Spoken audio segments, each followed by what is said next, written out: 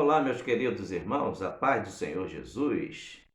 Eu tenho uma palavra de Deus para os nossos corações neste momento, uma palavra rema, uma palavra poderosa que vai alegrar as nossas vidas. Eu quero trazer aqui no Evangelho de Lucas, capítulo de número 6, versículo de número 8, que diz assim: Mas ele, conhecendo bem os seus pensamentos, disse ao homem que tinha a mão mirrada: Levanta-te e fica em pé no meio. E levantando-se ele, ficou em pé. Amém. Meus queridos, esse texto sagrado narra mais um dos grandes milagres realizados na pessoa maravilhosa do nosso bondoso Senhor Jesus Cristo. O texto diz que o Senhor Jesus estava em outro sábado, numa das sinagogas.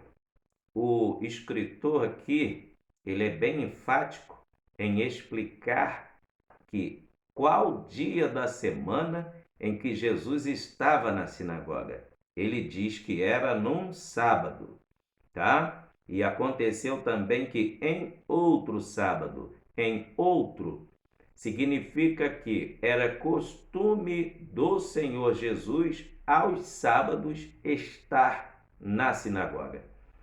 Agora, qual era a função da sinagoga? Eu preciso te explicar. A sinagoga tinha três funções. Ela funcionava de fórum, funcionava de colégio e funcionava como templo. De segunda a sexta-feira, ela funcionava como colégio e como fórum. Certa parte do dia pela manhã, colégio, e certa parte da tarde do dia, fórum, onde o poder, jurídico julgava as causas das pessoas. E pela manhã os professores alfabetizavam todos os alunos. Mas aos sábados, a sinagoga era aberta publicamente para a exposição da palavra de Deus, unicamente, exclusivamente para Deus. Não podia ter outro objetivo. E aos sábados, o escriba ou doutor da lei lia-se um trecho do Antigo Testamento, explicava ao povo, e também lia-se um outro trecho do Pentateuco, para assim eles estarem memorizando e recebendo a bênção do Senhor. Mas a Bíblia diz que Jesus estava neste sábado aqui com a palavra. Então foi-lhe dado a maior honra, foi-lhe dado a autoria, a autoridade para estar ministrando a palavra em um sábado na sinagoga. Ora que Jesus era reconhecido como doutor, como mestre pelos fariseus. Jesus era reconhecido como autoridade, por sinal, ele é Senhor dos senhores, mestre dos mestres. E por Jesus estar nesta sinagoga num dia de sábado, eu quero aqui até mesmo dizer ousadamente que esta sinagoga foi premiada. Isso mesmo, ela foi premiada por causa da presença de Jesus naquele sábado. Sabe por quê? Em toda Jerusalém, Judéia, Samaria, na Galiléia, as Decápolis que ali estavam na Galiléia, na Judéia, existiam aproximadamente 480 sinagogas, juntando todas que existiam na época entre Jerusalém, Samaria, Judéia, tá? E a Galiléia, ali as Decápolis, onde Jesus proliferou seu ministério, existia aproximadamente, segundo os historiadores do Novo Testamento, existia 480 sinagogas. E Jesus foi em uma delas, sinal de que a presença de Jesus era milagre na certa. Glória a Deus, glória a Deus. E eu quero lhe dizer, eu não sei quantas casas quantos ambientes existem neste momento, enquanto você está me assistindo por esse vídeo, nessa cidade. Eu não sei quantas casas, quantas igrejas, mas eu só quero lhe dizer uma coisa: você foi premiado agora porque está assistindo esta palavra que não é minha e é de Deus, tá? A presença de Jesus é real aí agora onde você está. Aleluia! Assim como aquela sinagoga foi premiada com a presença de Deus através de Jesus Cristo, eu quero dizer que esse ambiente onde você está aí agora foi contagiado com a presença de Jesus. E algo de bom vai acontecer, porque a presença de Jesus é sinal de milagre, de bênçãos e de maravilhas. E Jesus estava naquela sinagoga ensinando a palavra. Olha que coisa maravilhosa! A Bíblia diz que existem bênçãos para aqueles que leem a palavra, para aqueles que ouvem e aqueles que guardam. Isso mesmo. Apocalipse capítulo 1 vai dizer: bem-aventurados que leem. Então, quem lê a Bíblia é abençoado por Deus. Bem-aventurados que ouvem. Quem ouve a pregação da palavra de Deus é abençoado. Inclusive você que está me assistindo pregar aí agora, está recebendo uma bênção de Deus aí agora, só de estar me ouvindo. Agora tem outra bênção. Bem-aventurados que guardam. Os que leem, os que ouvem e os que guardam. Por quê? Tem aqueles que tiveram o privilégio de estudar, então sabem ler. Bem-aventurado os que ouvem. Talvez você está no trabalho, não está com tempo de estar com a Bíblia aberta ou está ocupado, mas através desse vídeo aqui a minha voz está ecoando, você, mesmo nas suas atividades, está me ouvindo. Ou então separou um tempo para ouvir a pregação da palavra de Deus e está vendo esse humilde pregador aqui trazer a palavra de Deus. Então você está sendo abençoado. E aqueles que guardam, esses também está simbolizando aqueles que são analfabetos, que talvez por causa da antiguidade não tinha tempo para ir à escola, mas para ajudar os seus pais trabalharam desde a infância, não tiveram como se alfabetizar, até para aqueles que são analfabetos, que ouvem a palavra e guardam, tem bênçãos de Deus para a sua vida. Então, Jesus estava ensinando a palavra. Agora veja que detalhe o texto diz: e tinha naquele sábado de manhã um homem com a mão direita mirrada na sinagoga. Veja que aquele homem está descrito aqui pelo escritor qual mão dele que estava doente, enferma. Era a mão direita. Segundo o texto nos diz, o contexto histórico, tá? Os historiadores do Novo Testamento nos informam que aquele homem era um construtor, aquele homem era um pedreiro, e certo dia, no decorrer das suas atividades, caiu algo muito pesado sobre a sua mão, logo a mão direita, que ele usava para o trabalho. E sabe o que aconteceu? A mão dele foi todos os seus ossos quebrados. Se quebrou. Aí agora, ele vai aos especialistas e não encontra um jeito para curar a sua mão. E com o passar do tempo, você sabe que mesmo quando se quebra alguma parte óssea, os ossos se calcificam, ou seja, se colam novamente. Então, é preciso o osso estar unido no lugar certo para se calcificar e se colar novamente. Só que ele não teve um especialista para colocar os ossos na posição certa, a sua mão se calcificou da forma errada. Os ossos estavam fora do lugar. Então a estrutura da sua mão ficou comprometida. Os ligamentos, os tendões, os nervos sensoriais que são responsáveis pelo tato ficaram tudo fora do lugar. E também a parte muscular da sua mão ficou desalinhada. E com isto, a mão daquele homem ressecou e ficou mirrada e se enrolou para dentro como um papel. aquele homem ficou com a mão direita mirrada. Agora, olha a situação daquele homem, que coisa triste. Ele era um construtor. Se ele era um construtor, ele cuidava da sua casa.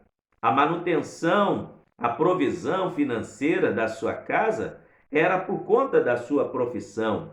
Ele cuidava da sua esposa, dos seus filhos, através do suor do seu rosto, da sua profissão. Mas agora, com a mão mirrada, com a mão doente, aquele homem veio a ficar endividado. E com as dívidas se avolumaram os problemas. Por quê? Imagina agora de um homem próspero viver numa vida de dívida. Além de dívida, sofrendo dores. E além das dores, sofrendo humilhações. Por quê? A enfermidade daquele homem causou humilhação para ele. Segundo também o contexto histórico nos conta que os judeus, eles almoçam com a mão direita. A refeição é sempre com a mão direita, tá? E para se higienizar, e também a higiene pessoal é com a mão esquerda. E o judeu cumprimenta um ao outro com a mão direita. Sendo que a mão direita daquele homem ficou doente, o que aconteceu? Aquele homem veio a ser isolado pela sociedade, porque o judeu leva a sério o protocolo, a etiqueta da higiene. Ele leva a sério todos os protocolos higiênicos.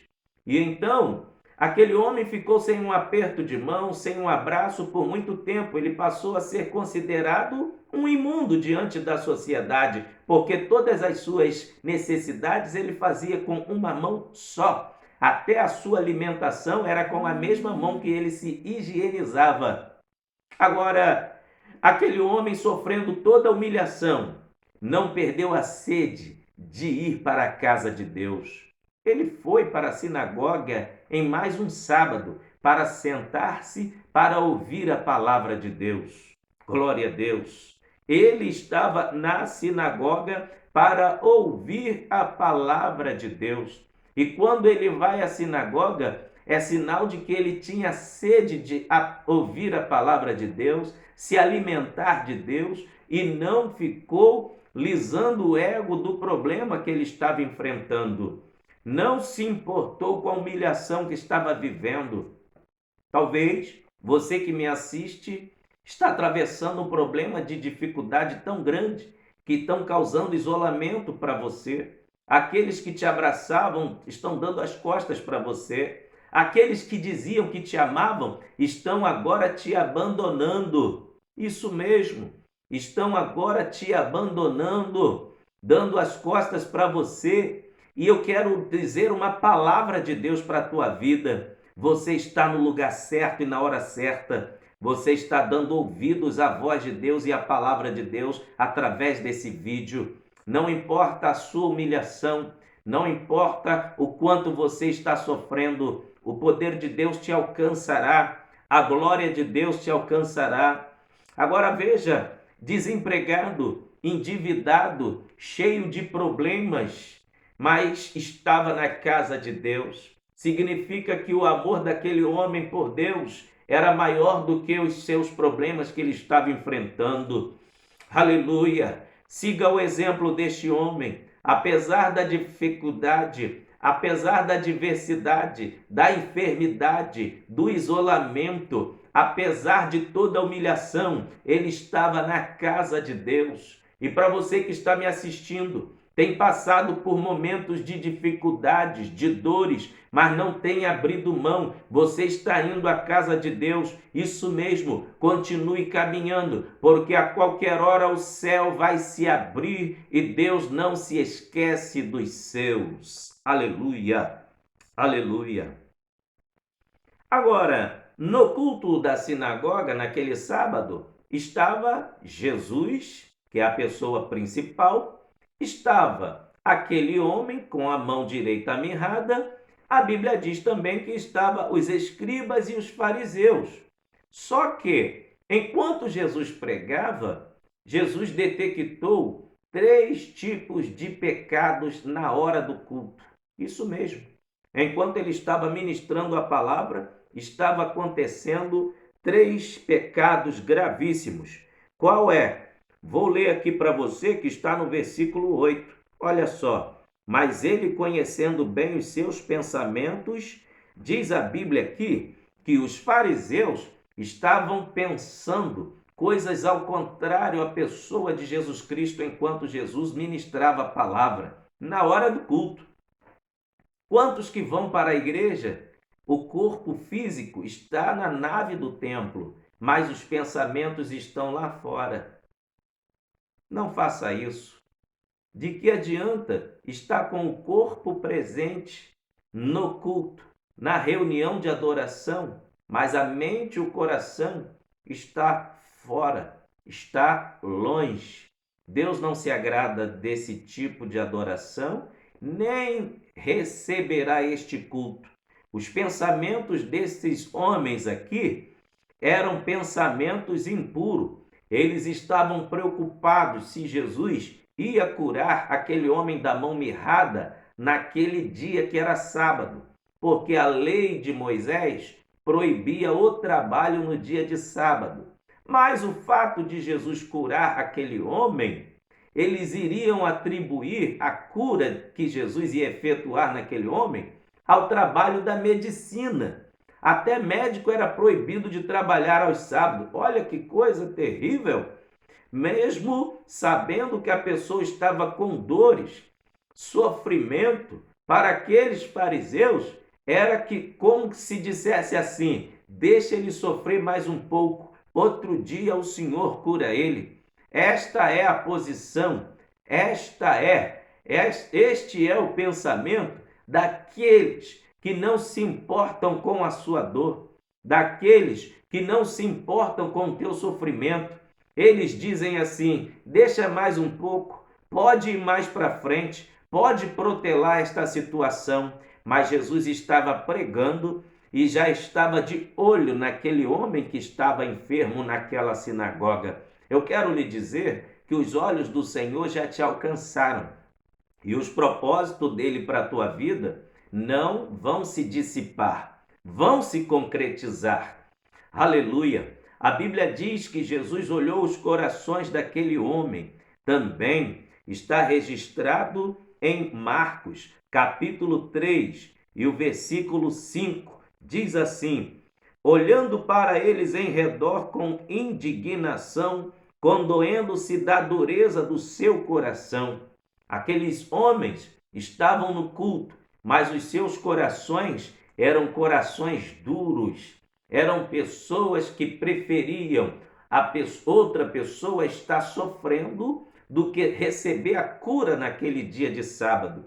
E outro mal que Jesus detectou na vida daqueles homens, no versículo de número 12, no capítulo 12 de Mateus, Jesus vai dizer assim: pois quanto mais vale um homem do que uma ovelha? Preste atenção.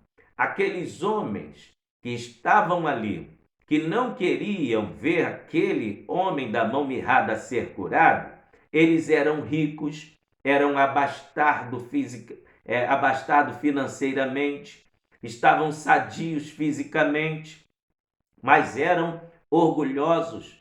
Eles eram até mesmo pessoas suvinas, eram pessoas que tinham até mesmo um espírito de orgulho, não queriam ver o bem da sociedade.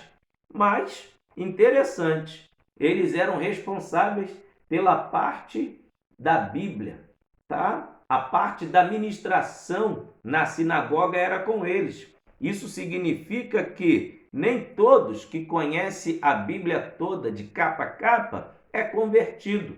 O diabo mesmo conhece cada letra, cada capítulo da Bíblia. Só que uma coisa é conhecer a Bíblia e outra coisa é obedecer a palavra de Deus. Aqueles homens eram teólogos.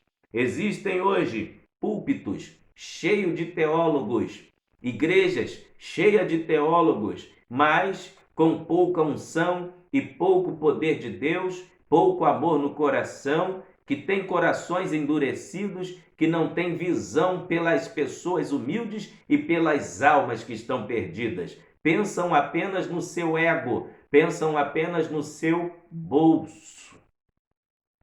Mas eu estou falando aqui para pessoas que são humildes, que servem ao Deus Todo-Poderoso, que têm amor no coração. Quero crer que você que está assistindo há de convir e até mesmo concordar comigo que o pensamento de Jesus para aquele homem é o mesmo que você está pensando. Claro que você quer o bem do seu próximo. Jesus não se importou que eles não queriam ver curá-lo. O interessante é que eles perseguiam, os fariseus perseguiam o ministério de Jesus, mas eles tinham que admitir que Jesus tem poder para curar. Glória a Deus. Glória a Deus. Mesmo perseguindo o ministério de Jesus, mesmo tendo pensamentos contra o ministério de Jesus, eles tinham que admitir que Jesus é médico dos médicos, que Jesus tem poder para curar. Aleluia. Eu estou pregando aqui nesta hora. Você que está me assistindo, talvez está sendo vítima de perseguição. E não se admire o que eu vou falar aqui agora. Talvez a perseguição que você está sofrendo está vindo de onde menos você esperava. Talvez é quem conhece tanto a palavra de Deus, mas está te perseguindo. Às vezes é pessoa de dentro da igreja e está te perseguindo. Às vezes é pessoa dentro da tua casa, mas está te perseguindo. Mas eu quero lhe dizer, em Isaías, Deus usa o profeta dizendo: ainda antes que houvesse dia, eu sou, e não há quem possa fazer escapar das minhas mãos. Operando eu, quem impedirá?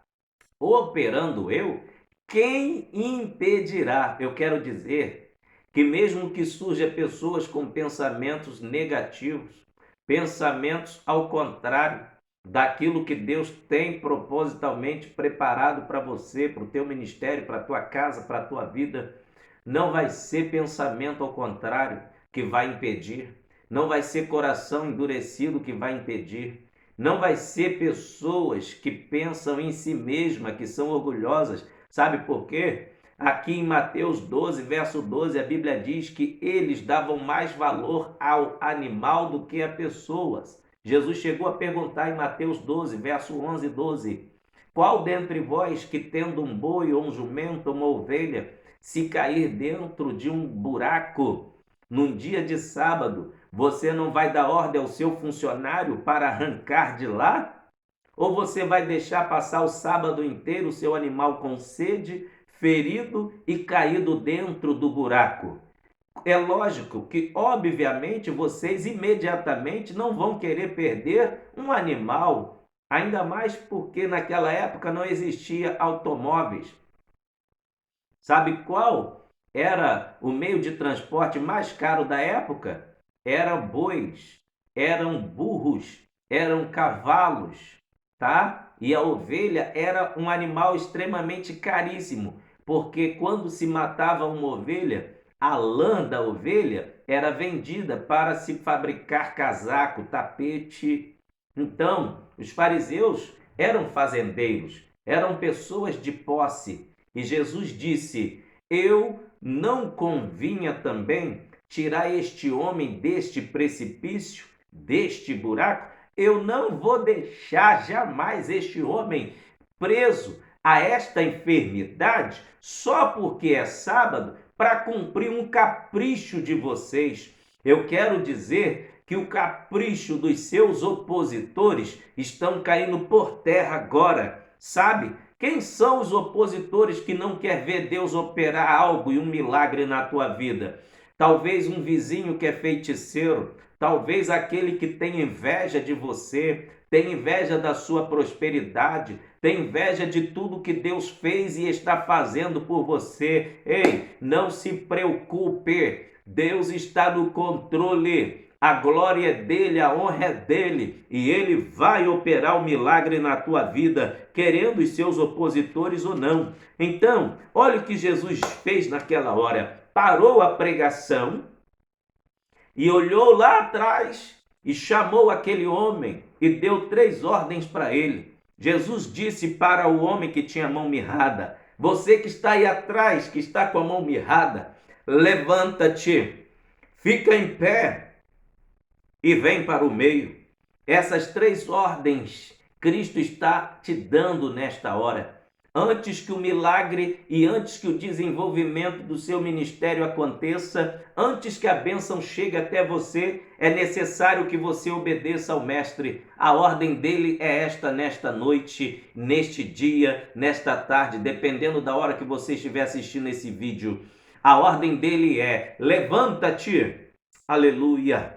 Glória a Deus. Olha só o que Deus disse para Jeremias no capítulo 18. Aleluia. A mesma palavra o Senhor vai falar contigo nesta hora. A palavra do Senhor que veio a Jeremias dizendo: levanta-te, desce à casa do oleiro, e lá te farei ouvir as minhas palavras. E desci à casa do oleiro, e eis que ele estava fazendo a sua obra sobre as rodas, como o vaso que ele fazia, de barro, se quebrou na mão do oleiro, tornou a fazer dele outro vaso, conforme o que pareceu bem aos seus olhos fazer. Aleluia! Olha só o que Jeremias viu. Enquanto ele obedece, fica de pé e vai à casa do oleiro. Ele vê o oleiro trabalhando, fazendo um vaso lindo. Só que o vaso estava na mão do oleiro, quase pronto, e ele cai, se esfarela no chão. O oleiro não jogou aquela massa fora. Da mesma massa, ele fez outro vaso carinhosamente e ficou um lindo vaso. Sabe o que aprendo aqui com esta visão de Jeremias, olhando o oleiro trabalhar? O vaso que se quebrou representa a nação de Israel, que estava totalmente quebrada, estava totalmente afastada, desviada, e Deus não descartou a nação de Israel. Aquele vaso que se quebrou, Deus refez novamente. Significa que tem perdão para todo o pecado, menos para a blasfêmia contra o Espírito Santo. É a Bíblia quem diz. Se você caiu, se você pecou, não importa. O oleiro está pronto para te perdoar e para te levantar. É Cristo que levanta. E outra coisa, Jeremias não viu lixeira dentro da casa do oleiro. Sabe por que não tinha lixeira? Porque para Deus ninguém é descartável, ninguém é jogado fora porque falhou. Existe uma segunda chance. Quando Deus manda Jeremias se levantar, aleluia, é porque ele queria mostrar algo a Jeremias. E antes de Jesus curar o homem da mão mirrada, ele deu uma ordem: levanta-te. Para você que está caído, a ordem de Deus nesta hora é: levanta-te. Levanta-te. Sabe? Jesus, aleluia, disse para o homem: levanta-te. E o homem ficou em pé. Em Marcos capítulo 5, versículo 41, Jesus disse para a filha de Jairo que estava morta: menina, a ti te digo, levanta-te. E a menina levantou.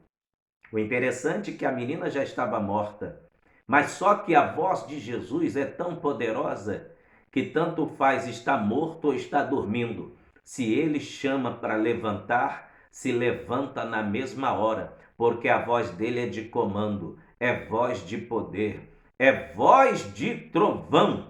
Aleluia! E a voz do Espírito Santo está ecoando nesta hora para a tua vida. Quer um milagre? Tome um posicionamento espiritual. Fique de pé novamente, porque caído jamais vou te usar. Prostrado espiritualmente, jamais receberás a unção do Espírito Santo. Olha o que Jesus fez chegando em Lucas 14. Chegando na cidade de Naim, Jesus tocou no esquife, que era o caixão. Estavam levando um menino para ser sepultado, filho único de uma mulher que também ficou viúva. Jesus tocou no caixão e disse: menino, a ti te digo, levanta-te. Jovem, eu te digo, levanta-te. e na mesma hora o jovem ressuscitou. Sabe o que estava acontecendo? Tinha uma cova aberta dentro do cemitério para aquele jovem. O corpo dele já estava sendo levado num caixão para ser sepultado. Só que no meio do caminho, na entrada da cidade, Jesus encontrou com aquela procissão fúnebre e Jesus cancelou o funeral. Aleluia! Sabe o que aconteceu? Ali todos voltaram para casa alegres. Só que alguém se lembra que o coveiro estava dentro do cemitério com a cova aberta. Mas só que Jesus chegou, ressuscitou o jovem. Alguém teve que ir lá e avisar o coveiro desta forma: seu coveiro, o senhor estava esperando o corpo para chegar e sepultar nesta cova? Olha, não vai haver sepultamento, porque um homem chamado Jesus chegou na cidade, lá na porta da cidade, tocou no esquife e disse: jovem, eu te digo, levanta-te. Você acredita que na mesma hora o jovem levantou? Eu quero dizer que esta cova que estava pronta para este jovem está fechada. Pode fechar, fecha, ela está aberta, pode fechar, porque Jesus ressuscitou ele. Esta cova não vai ser usada para ele mais. Aleluia! Eu quero dizer que porque aquele jovem se levantou sob a ordem de Jesus, a cova foi fechada e tem livramento de morte agora, enquanto você está me assistindo dentro da tua casa. Para você, para tua família, para teu marido, para tua esposa, para teus filhos, Deus está enviando livramento de morte agora para o teu pai, para tua mãe, para os teus irmãos, para alguém da tua igreja. A glória de Deus que está aqui sobre a minha vida está me sacudindo. Eu quero dizer na autoridade do Espírito Santo que tem livramento de morte. A cova que estava aberta para você foi fechada agora. Foi fechada agora, porque sobre a ordem de Jesus é: levanta-te, levanta-te, aleluia, obedeça a voz do Mestre. Cristo chamou o homem da mão mirrada, levanta-te, aleluia. Tem uma ordem de Cristo expressa em Miqueias, capítulo 2, versículo 10, diz assim: levantai-vos e andai, porque não será aqui o vosso descanso, por causa da corrupção que destrói, sim, que destrói grandemente. A palavra corrupção significa aquilo que se desintegra de dentro para fora, ou seja, aquilo que se estraga de dentro para fora. A corrupção é o símbolo do pecado. Cristo não quer você na vida do pecado. Cristo não quer ver você prostrado. A ordem dele é esta: levantai e andai, porque não será aqui o vosso descanso. O descanso de todo salvo, lavado, redimido pelo sangue de Jesus é nos céus, é nas moradas celestiais. Então a ordem de Cristo para o homem da mão mirrada foi: levanta-te. E Cristo está te chamando nesta hora. Levanta-te. Fica em pé e vem para o meio. Aleluia! Glória a Deus! Mais uma referência. Em Atos dos Apóstolos, capítulo 9, versículo 6, Jesus disse a Paulo no caminho de Damasco: levanta-te e entra na cidade, onde te dirão o que te convém fazer. Paulo recebeu aqui a palavra de Jesus porque ele estava caído, prostrado, tinha acabado de ser curado das escamas nos olhos, porque ele perseguia o povo de Deus. Aleluia! Mas ele bateu de frente, não foi com qualquer um, foi com Jesus Cristo, e ele caiu do cavalo, caiu por terra. Aleluia! E Paulo então, para receber a cura, ele foi orientado por Jesus: levanta-te e entra na cidade, onde te dirão o que convém fazer. Em Efésios capítulo 5, versículo 14, tem outra demonstração do Senhor Jesus através do apóstolo Paulo para os cristãos em Éfeso, que serve para mim e para você. Olha o que diz Efésios 5,14. Está escrito: desperta, ó tu que dormes, levanta-te dentre os mortos, e Cristo te iluminará, e Cristo te esclarecerá. Aleluia! Em Ezequiel, capítulo de número 2, versículo 1, olha o que a Bíblia vai dizer. E disse-me, filho do homem, põe-te em pé e falarei contigo. Então entrou em mim o Espírito quando falava comigo, e me pôs em pé, e ouvi o que me falava. Ezequiel também estava prostrado espiritualmente, mas Deus queria usar o seu profeta. Deus não usa ninguém deitado espiritualmente. A posição de deitar-se é quando ou está morto ou está dormindo. E Deus não usa ninguém quando está na posição de deitado, espiritualmente falando. Deus te quer de pé. Todo soldado só está pronto para o combate quando está de pé. Então o Senhor te fala nesta hora, põe-te em pé e falarei contigo. Para você que está chorando aí e está falando, há quanto tempo Deus não fala comigo? Há quanto tempo não tem uma revelação? Há quanto tempo não tem uma visão? Há quanto tempo eu oro e não vejo alguém ser curado? É porque tu estás prostrado espiritualmente. Se levante na oração da madrugada, se levante no jejum, porque Deus vai voltar a te usar para a glória do seu santo nome. A outra ordem de Cristo é: vem para o meio. Levanta-te, fica em pé. Vem para o meio. Agora, Cristo não mandou ele pender nem para a direita nem para a esquerda, mandou se levantar e ficar de pé e no meio. Aqueles que pendem a ficar muito para a esquerda na tipologia bíblica simboliza lugar do erro. Então Deus não nos chamou para ficar um pouco certo e um pouco no erro. Deus quer que tenhamos somente uma direção. E também não chamou para ficar muito na direita e no meio, não. Aqueles que têm a tendência muito para a direita, na tipologia aqui, quer dizer aqueles que se sentem mais santos do que os outros e se acham melhor do que os outros. Deus não nos chamou para ser juiz de ninguém. Deus nos chamou para nos manter de pé, tá? Levanta-te, continue de pé. Ó, levanta-te, fica em pé e vem para o meio. O meio é o lugar do equilíbrio. Em Apocalipse, capítulo de número 1, versículo 13, encontramos o Senhor Jesus no meio dos 7 castiçais. Por que ele está no meio dos 7 castiçais? Aquele canudo do meio é o mais robusto. Os 3 da esquerda e da direita são mais inferiores, são mais finos.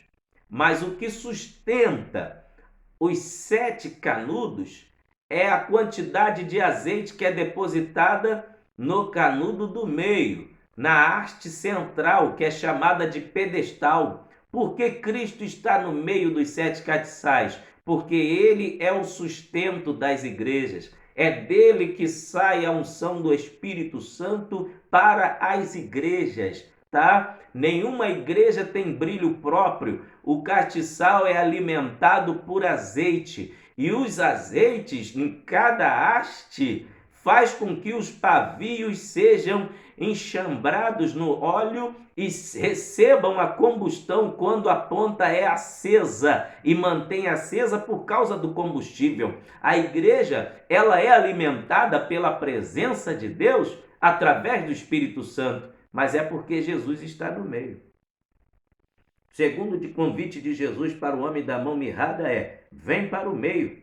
Em Efésios capítulo 2, versículo 13 está escrito: agora em Cristo Jesus, vós que estavas longe, fostes aproximados pelo sangue de Cristo. O homem da mão mirrada estava longe e Jesus convidou-o para vir para o meio. O meio é lugar de aproximação. Em Marcos capítulo 10, versículo 46, Bartimeu estava clamando por cura, mas não estava no lugar certo. Ele estava à margem do caminho. Para Bartimeu receber a cura, Jesus mandou os seus discípulos: vai lá, traz ele até a mim. E quando trouxeram Bartimeu até a presença de Jesus, Jesus disse a Bartimeu: vê, a tua fé te salvou.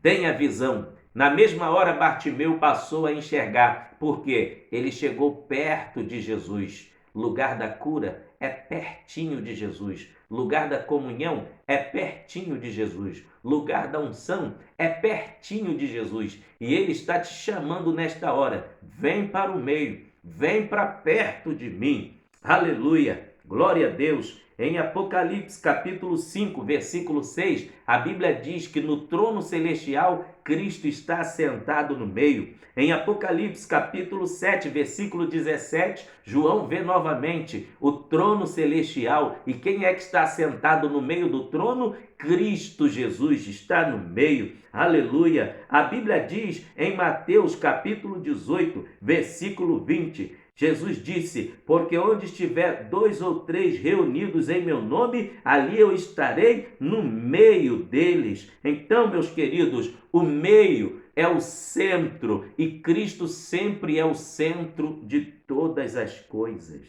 Aleluia! Glória a Deus!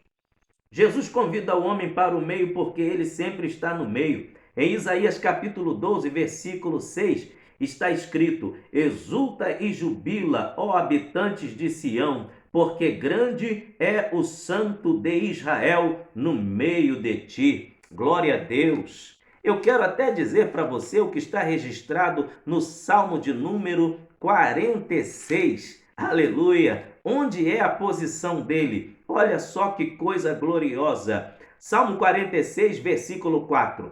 Há um rio cujas correntes alegra a cidade de Deus, o santuário das moradas do Altíssimo. Versículo 5. Deus está no meio dela, não será abalada. Deus ajudará ao romper da manhã. Deus está no meio. Eu quero profetizar aqui nesta hora. Deus está no meio da tua vida espiritual. Deus está no meio da tua casa. Deus está no meio do teu casamento. Deus está no meio da tua saúde. Deus está no meio da igreja onde você congrega. Deus está entrando na tua casa aí agora. E Ele está no meio da tua casa. Tem um milagre urgentemente para acontecer agora, no meio da tua casa, se você crê. Aleluia! Agora, quando aquele homem obedece à voz de Cristo, aleluia! Olha que coisa gloriosa! Jesus se aproxima daquele homem. Ele então cura aquele homem. Olha o que diz aqui o Evangelho de Lucas. Disse para ele: levanta-te, fica em pé no meio. E levantando-se ele ficou em pé. Então Jesus disse: uma coisa vos hei de perguntar: é lícito nos sábados fazer bem ou fazer mal? Salvar a vida ou matar? Jesus fez essa pergunta para os doutores que estavam ali, arrazoando entre os seus pensamentos. Se Jesus ia curar aquele homem ou se ia deixá-lo com a mão mirrada para cumprir um capricho deles. Jesus disse, olhando para eles em redor, ao homem que tinha a mão mirrada: estende a mão. E ele assim o fez, e a mão foi-lhe restituída sã como a outra. Aleluia! Eu finalizo esta palavra agora dizendo que assim como a mão daquele homem se desenrolou igual um papel e voltou ao normal, os ossos voltaram para o seu lugar, os nervos, né? Aqueles ligamentos sensoriais das suas mãos, os músculos, os nervos, os tendões, tudo voltou para o lugar porque Jesus curou aquele homem. Assim como a vida daquele homem que estava enrolada por causa da mão dele que se enrolou, quando a mão dele se desenrolou, aleluia, glória a Deus, a vida dele se desenrolou também. Sabe por quê? Ele pôde voltar a trabalhar, pagar as suas dívidas e voltou a se higienizar somente com a mão direita, aliás, se alimentar somente com a mão direita e se higienizar com a mão esquerda. Por quê? Era um costume e protocolo dos judeus e não podia ser quebrado. Jesus curando aquele homem, ele pôde se reintegrar à sociedade novamente. Voltou a ter abraços, pararam de considerá-lo como imundo e agora a vida daquele homem voltou ao normal. Tudo isso graças à misericórdia e o amor de Jesus Cristo para com ele.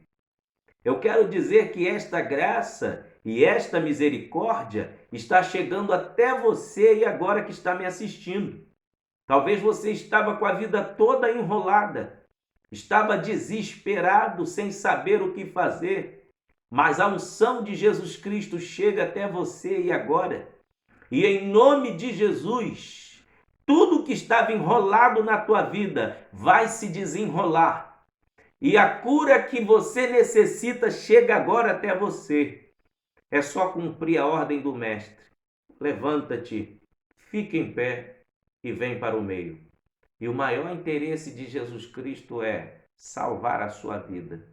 Se você assim ainda não fez, que o faça. Procure a igreja mais próxima da sua casa, a igreja evangélica, e aceite a Cristo como Salvador. E então terás o teu nome escrito no livro da vida lá nos céus.